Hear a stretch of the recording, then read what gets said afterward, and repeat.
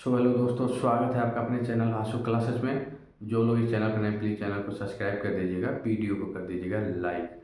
दोस्तों, आज का वीडियो यूपीपीसीएस आरओ एग्ज़ाम जो है उससे रिलेटेड रहने वाला। उसका सिलेबस क्या है, एग्ज़ाम कब होने वाला है, कैसे आपको तैयारी करना चाहिए, क्या बुक लिस्ट होने वाला है, ये सब चीज़ें एक ही वीडियो के माध्यम से बहुत कम टाइम में आपको बताने की कोशिश करूँगा।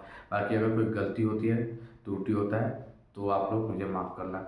दोस्तों, आपको बता दें कि सबसे पहले यूपीपीसीएस आरओ के एग्ज़ाम का नोटिफिकेशन 2023 में आया था। एग्ज़ाम फरवरी 2024 में हुआ था।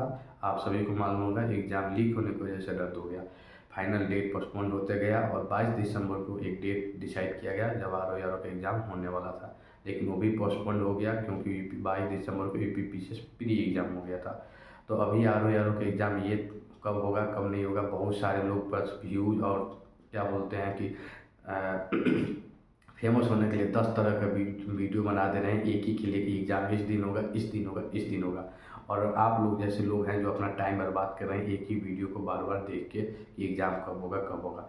तो इससे अच्छा आप एक चैनल को देखिए जो सटीक जानकारी देता हो और एकदम ऑथेंटिक जानकारी हो, ठीक, और उसी को आप फॉलो करिए। और ऐसा नहीं कि एक ही वीडियो बार बार बनाया जाए और एक ही चीज़ के लिए बनाया जाए कि एग्ज़ाम कब होगा, एग्ज़ाम कब होगा। जबकि यूपीपीसीएस प्री का कैलेंडर, मतलब यूपीपीसीएस ने अपना कैलेंडर 2025 भी जारी नहीं किया था। फाइनली आप सभी को मालूम होगा, कुछ दिन पहले यूपीपीसीएस ने अपना कैलेंडर 2025 वाला जारी किया, लेकिन उसमें भी आरओ एग्ज़ाम का कोई डेट का कहीं भी जिक्र नहीं था। अब कहीं भी जिक्र नहीं होने की वजह से अभी भी मतलब कहा जाता है कि डाउट है कि एग्ज़ाम कब होगा। और अभी भी लोग बस वीडियो बना रहे हैं कि कभी अप्रैल में होगा, कहीं मई में होगा, कोई कह रहा है जून में होगा। ठीक, तो 10 बार वीडियो ना देखने से अच्छा एक बार देख लीजिए और बस अपना तैयारी करिए, पूरा 100% तैयारी दीजिए, क्योंकि वीडियो देखने से आपका सिलेक्शन नहीं होगा दोस्तों, सिलेक्शन होगा आपके पढ़ाई करने से। तो आपको बता दें कि पीसीएस आरओ के अभी भी पीसीएस के कैलेंडर में जैसे आपको बताया कि कोई डेट का जिक्र नहीं है, लेकिन जो पेपर में न्यूज़ आया है मैंने अपने चैनल पे भी डाल रखा है, उस हिसाब से आपको बता दूं मैं कि एग्ज़ाम जो है वो कुछ कैलेंडर में कुछ डेट आरक्षित है। आरक्षित डेट का मतलब यही होता है कि जो भी एग्ज़ाम का उसमें मेंशन नहीं है कैलेंडर में, उसको उस डेट पे कराया जा सकता है। वो डेट मतलब रिजर्व है, मतलब उसको कोई भी एग्ज़ाम करा लिया जाएगा। ठीक, तो उस हिसाब से आपको बता दें कि यूपीपीसीएस आरओ जो है उसका एग्ज़ाम अप्रैल मई जून तीन जो है महीना जो होता है, अप्रैल का महीना, मई का महीना, जून का महीना, किसी भी महीने में आपका एग्ज़ाम करा सकता है आयोग। क्योंकि ये 3 महीने में 2 से 3 दिन खाली है। अप्रैल में भी 2 दिन खाली है, मई में भी 2-3 दिन खाली है, जून में भी 2-3 दिन खाली है। तो इससे एक लगाया जा रहा है अनुमान कि इस महीनों में अप्रैल मई जून में कभी भी एग्ज़ाम हो सकता है, लेकिन ज़्यादा चांस यही है जो कि पेपर में भी बताया गया है, 27 अप्रैल जो कि डेट खाली है, 27 अप्रैल 2025 में आरओ प्री का एग्ज़ाम होने का ज़्यादा चांस है। इस तरह आपके पास अभी गिने चुने 85 डे है, आप लोग तैयारी में लग जाइए। जो लोग सो रहे हो वो लोग जग जाओ, और जगने का मतलब यही है कि अब टारगेट शेड्यूल बना के और एकदम लग जाओ, पूरा तैयारी अच्छे से करो, क्योंकि अब ज़्यादा दिन नहीं बचा है। अप्रॉक्स आपके पास 3 महीने और है, और उस हिसाब से आपको तैयारी में लग जाना चाहिए और अच्छे से तैयारी करिएगा, तभी जाके सिलेक्शन होगा। कंपटीशन बहुत टफ है और बहुत लोग जो हैं आप सो रहे हैं वो जग के पढ़ रहे हैं। तो जो पढ़ रहे हैं वो आपसे कहीं ना कहीं आगे हैं। अगर आप सोए हैं तो आप भी अब जग जाओ, नहीं तो धीरे धीरे लेट होगा और आप अपने सिलेक्शन से बहुत दूर होते चले जाओगे दोस्तों। तो इसीलिए अब टाइम कम है, आप अच्छे से तैयारी में लग जाइए। 27 अप्रैल का डेट आप मान के चलो कि आपका एग्ज़ाम है, उस हिसाब से आप प्रिपरेशन चालू कर दो। अब आते हैं कि आरओ का सिलेबस क्या होता है और उसका बुक लिस्ट क्या होगा और आपको तैयारी कैसे करनी चाहिए। ये चीज़ें मैं पूरा बताऊंगा, आप लोग विदाउट स्किप किए हुए पूरा वीडियो देखना। तो सबसे पहले आपको बता दें दोस्तों कि आरओ के एग्ज़ाम जो है उसका सिलेबस है, पहला जो होता है आरओ प्री का जो है उसका सिलेबस में पहला है आपका जीएस, दूसरा होता है आपका हिंदी। जीएस आपका जो है 120 मिनट, मतलब 2 घंटे में 140 क्वेश्चन आते हैं, 140 नंबर के आते हैं। तो आपको बता दें कि 140 क्वेश्चन 140 नंबर का आता है और आपका 2 घंटे में करना होता है जीएस का। जीएस के बाद से आपका 1 घंटे का हिंदी होता है। 1 घंटा मतलब 60 मिनट में 60 क्वेश्चन हिंदी के आते हैं और ये आपको 60 क्वेश्चन हिंदी करना होता है और वो भी 60 मार्क्स के होते हैं। अब हम थोड़ा सा सिलेबस को डिस्क्राइब करते हैं। जीएस में आपका आता है इतिहास हो गया, उसके बाद से भूगोल हो गया, विश्व का इंडिया का भूगोल हो गया, उसके बाद से आपका ये इकोनॉमिक्स हो गया, अर्थव्यवस्था होता है, उसके बाद से आपका पॉलिटी हो जाता है, राज्य व्यवस्था जिसे कहते हैं, और उसके बाद से आपका करेंट आता है, अंतर्राष्ट्रीय राष्ट्रीय, उसके बाद से यूपी स्पेशल आता है, उसके बाद से आपका रीजनिंग का 10 क्वेश्चन लगभग आते हैं, उसके बाद से आपका इसमें कृषि और जनगणना सांख्यिकी ये सब भी कुछ मतलब टॉपिक है आपका। तो ये आपका एक सिलेबस का ओवरव्यू मैं बता दिया हूँ। ये सब मिला के आपके 140 क्वेश्चन आएंगे। और उसके बाद से हिंदी पे आते हैं। अब हिंदी में आपके आपके कुल मिला के 60 क्वेश्चन होते हैं। तो 60 क्वेश्चन में हर 6 सेक्शन होते हैं। 6 सेक्शन में हर सेक्शन के 10 क्वेश्चन आते हैं, 10 मार्क्स के आते हैं। पहला सेक्शन आपका जैसे है वाक्य और वर्तनी शुद्धि आता है, उसके बाद से आता है ये 10 क्वेश्चन आएंगे और 10 मार्क्स के आते हैं। ऐसे ही परवाची आता है, ये भी 10 का हो गया। उसके बाद से तत्सम तद्भव आता है, उसके बाद से अनेक शब्दों की एक शब्द आता है, उसके बाद से आपका विलोम होता है, उसके बाद से आपका विशेषण विशेष और विशेषण आते हैं। तो ये कुल मिला के आपके 6 चैप्टर हैं और सब प्रत्येक चैप्टर से 10 क्वेश्चन 10 मार्क्स के। तो 60 क्वेश्चन का आपका हिंदी आता है। हिंदी एक स्कोरिंग सब्जेक्ट होता है, उसमें आप लोग अच्छे से स्कोर कर सकते हैं अगर आप अच्छे से तैयारी करते हैं तो। ये आपके सिलेबस का पूरा ओवरव्यू मैंने बता दिया है। अब आते हैं बुक लिस्ट पे। तो बुक लिस्ट के लिए पहला है आपका जीएस। जीएस में है हिस्ट्री। हिस्ट्री में आप एनसीईआरटी कर सकते हैं। टाइम है अभी मतलब एक रीडिंग आप दे दीजिए हिस्ट्री का, ज़्यादा से ज़्यादा मैं नहीं कहूँगा क्योंकि ज़्यादा भी टाइम नहीं है उतना कि आप 2-3 रीडिंग दीजिए। एक बार आप हिस्ट्री पढ़िए और उसके बाद आप सीधे स्टैंडर्ड बुक को पढ़ पा रहे हैं, अगर समझ में आ रहा है तो पढ़िए, नहीं तो एनसीईआरटी पढ़ के सीधे आप पूर्वावलोकन पे जाइए। आप लोग सारे सब्जेक्ट का घटना चक्र का पूर्वावलोकन ले लीजिए, ठीक। और उसके बाद से अगर आपका कम टाइम में आप चाहते हैं तो आपको हिस्ट्री का दृष्टि का क्विक बुक ले लीजिएगा, अगर आपको एनसीईआरटी ये सब नहीं करना है तो। लेकिन अब क्विक बुक से भी उतना काम नहीं चल पा रहा है दोस्तों, क्योंकि काफ़ी डीपली क्वेश्चन पूछे जा रहे हैं। आप देखे होंगे पीसीएस प्री 2024 का एग्ज़ाम हुआ था, पैटर्न बहुत वो था और उसके बाद से बहुत हार्ड था, बहुत डीपली पूछा गया था। Statement wise match of the column ज़्यादा क्वेश्चन थे, सिंगल क्वेश्चन देखने को बहुत कम मिले हैं। तो इसलिए आपको स्टैंडर्ड बुक पढ़ना ही पड़ेगा। तो आपको स्पेक्ट्रम मॉडर्न हिस्ट्री के लिए पढ़ लीजिए, क्योंकि मॉडर्न हिस्ट्री से ज़्यादा क्वेश्चन आते हैं। बाकी मिडिवल और एंशिएंट के लिए आप लोग लुसेंट से भी काम आपका चल जाएगा, कोई ज़्यादा बड़ी बात नहीं है।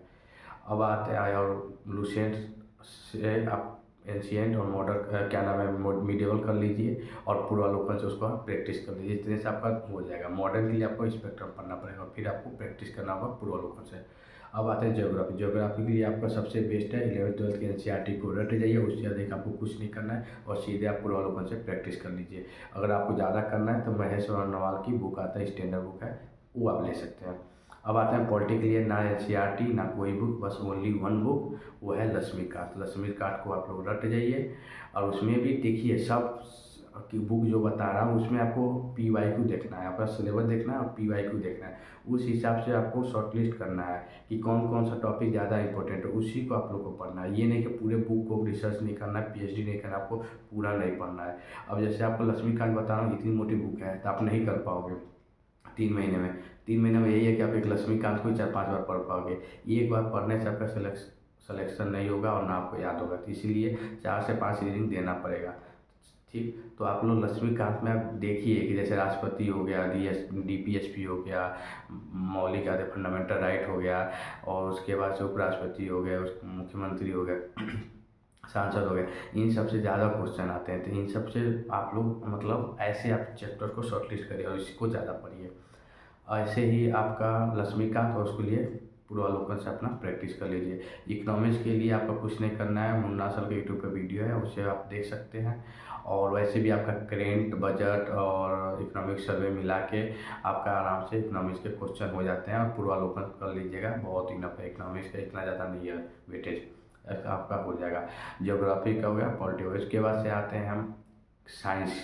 जनरल साइंस का जो पोर्शन है उसके लिए आप लोग को एक ही है कि आप लोग 9th और 10th के एनसीईआरटी पढ़ दीजिए। ज़्यादा इतना पतला है, ज़्यादा मोटा नहीं है, आप लोग उतने से 9th और 10th एनसीईआरटी कर लीजिए, आपका एक बिल्डअप हो जाएगा। और उसके बाद से आपको दृष्टि क्विक बुक जो कि सबसे बेस्ट है किसी भी स्टेट पीसीएस के लिए, साइंस के लिए, उसको ले लीजिए। दृष्टि क्विक बुक जनरल साइंस का आता है दृष्टि का, उसको आप लोग पूरा कर जाइए। और उसके बाद से उसमें प्रैक्टिस भी है थोड़ा बहुत क्वेश्चनों का, और उसके बाद से आप पूर्वावलोकन का, घटना चक्र का प्रैक्टिस कर लीजिए। सामान्य विज्ञान का जो आता है पूर्वावलोकन, आपका जनरल साइंस का एक भी क्वेश्चन नहीं छूटेगा यूपीपीसीएस आर में, या प्री का भी आप लोग तैयारी करते हैं तो।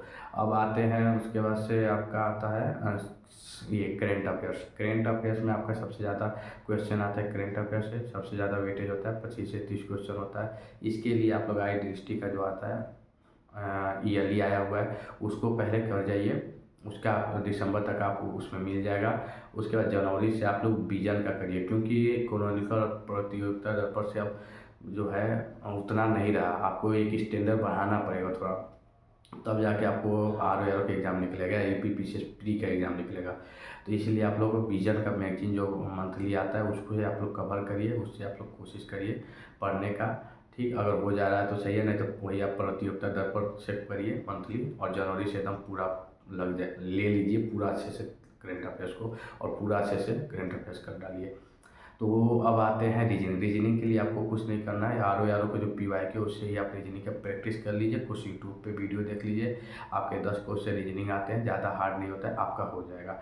अब आते हैं यूपी स्पेशल के लिए, आपका कुछ नहीं करना है, आपको परीक्षा वाले की जो बुक आती है ये रहा, उत्तर प्रदेश एक समग्र अध्ययन करके आता है परीक्षा वाले की, यूपी स्पेशल की, ये सबसे बेस्ट है। आप यूपी पीसीएस आर की अगर तैयारी करते हैं, या आप यूपी पीसीएस प्री की तैयारी करते हैं, किसी का भी है, अगर यूपी की तैयारी करते हैं, यूपी के हैं और यूपी स्पेशल पूछा जा रहा है, तो ये सबसे बेस्ट है, इससे बाहर आपको कुछ नहीं आएगा।